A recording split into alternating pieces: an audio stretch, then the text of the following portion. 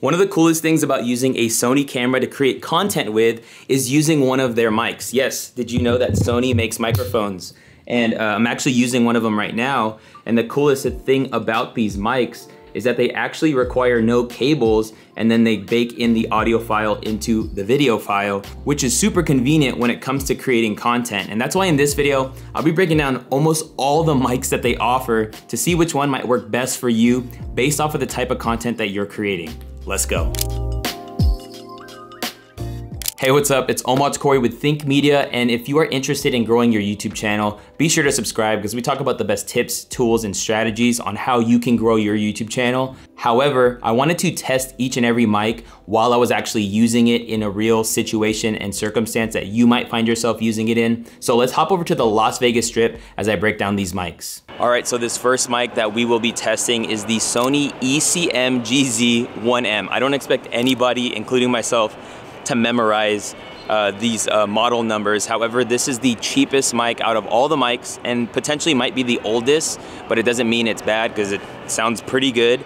And it comes in at around $100, but because of its age, you could totally shop used or on sale. And so be sure to check out the links down in the description below to check out the most recent deals if you want to check it out. But what I love about this mic is that there are no real settings. Honestly, it's just you throw it on top of the camera.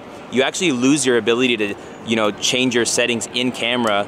But when it comes to vlogging, I really believe the biggest thing is convenience. You don't want to have to think about your audio all the time. And what this mic does is that it's an automatic mic. So you just throw it onto your Sony camera and hit record. And I just love that there's no cable going into the camera. All these mics that I'll be testing have no actual cable going into the camera because it's using the multi-interface cold shoe mount, which is super tight. And so if you throw this on like a ZV-1 or a ZV-E10, right now I have it on my Sony A7C, and it really produces an awesome sound. And let me know what you think about how this sounds. And honestly, better than the onboard mic. And you could definitely buy a cheap shotgun mic that it's cheaper than this, but you'll have to have the cable and plug it in and out and set your audio, gain and things like that. And so this mic is just an incredible option if you're thinking about vlogging with any of your Sony cameras. The next mic that I have on my camera is the Sony ECM-B1M. Now this is a $348 mic that goes on top of your Sony camera, and I would say it's a little bit more pro in the sense that there is a lot more capabilities to adjust your audio. You have the ability to adjust your gain, and it's like a stepless gain, meaning it doesn't click. It's kind of a smooth wheel. You can set it to auto, which is cool. But what's also cool about this mic is you can actually select your pickup pattern, meaning if you want to pick up audio more around the camera, like off to the side, you can actually switch it to that. But you can also set it to just more direct in front of the camera, like if you're vlogging, kind of like this. I have it set in the middle to do this talking portion, but I would definitely say that this is more pro because of the ability to customize your audio and also the quality of audio that it's capturing. The last mic doesn't give you any options on being able to adjust audio, so depending on your situation or circumstance, you may want to adjust your audio settings accordingly. And then I would say another cool customization feature about this mic is to adjust your filter levels. So if it's really windy, you can really get some good audio in pretty bad conditions depending on what you're filming. However, the price could be pretty expensive depending on where you are in your budget, but the convenience factor through the roof. Now, I would say that this mic does not work on all Sony cameras. I found it doesn't work on my Sony ZV-1, which is okay, but that's just important to note to make sure you do your research before buying a mic at this price to make sure it works with your Sony camera. But all in all, a great mic if you're looking to be more on like the pro vlog level, and if you really want great sounding audio and good controls, then this would be an awesome option. But just always know that you can buy a mic that plugs into the audio jack. But I know a lot of pro YouTubers are using this mic on their Sony cameras because of the convenience of not having any cables and kind of setting it and forgetting it. Now the next mic that I am testing out right now is the Sony ECM-W2BT. Sony, come on man, you gotta friggin' do something about these names. This is a wireless lav solution. It just goes right onto the camera, clips onto your shirt. Right now I have it clipped onto camera bag right now.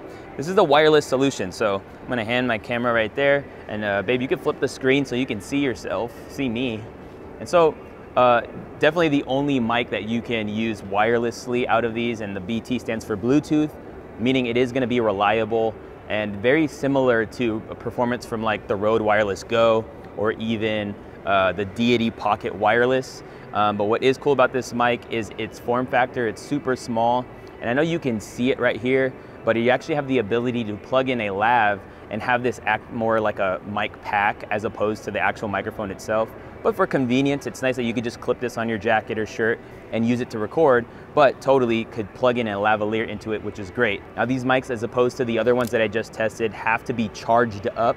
And so they actually have a 9-hour battery span when you fully charge them, which is really nice. And I really do think that this is a great minimal way to go about capturing your audio when it comes to filming video, especially if you need to be able to do the distance. So maybe you do like real estate, maybe you're doing like walkthroughs and things like that, or you just want the ability to have consistent audio no matter how far or close you are to the camera, then this would be the way to go. Now this mic retails at around $230, but sometimes it's on sale and you can totally shop used. Again, check out the links in the description below. But I think for a $200 audio solution wireless, if you're a Sony shooter, then it's kind of like pretty sweet. I love how you don't have to plug in a cable into the camera. And that's kind of like the con to the last mic I talked about, is you just have to be up and close to your camera to get good audio. So if you're gonna do maybe YouTube talking head videos or even vlog, this might be the solution you wanna go with because of the price point as well as the convenience factor.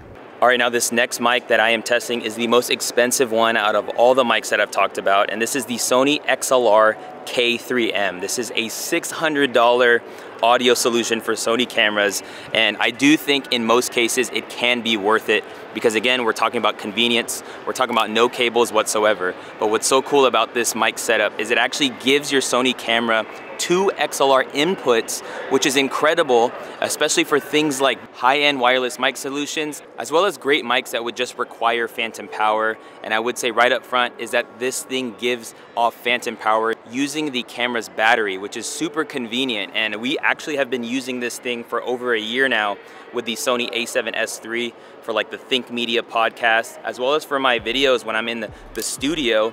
I could just plug in an XLR mic right into this thing and get great sounding audio straight into it. And what's so cool is if you do have a newer Sony or a more high-end Sony, is that it actually records a very high quality audio file so that you can make any tweaks in post necessary. But with something basic like what I'm using now, which is the A7C, it's just giving me the ability to adjust my gain as needed.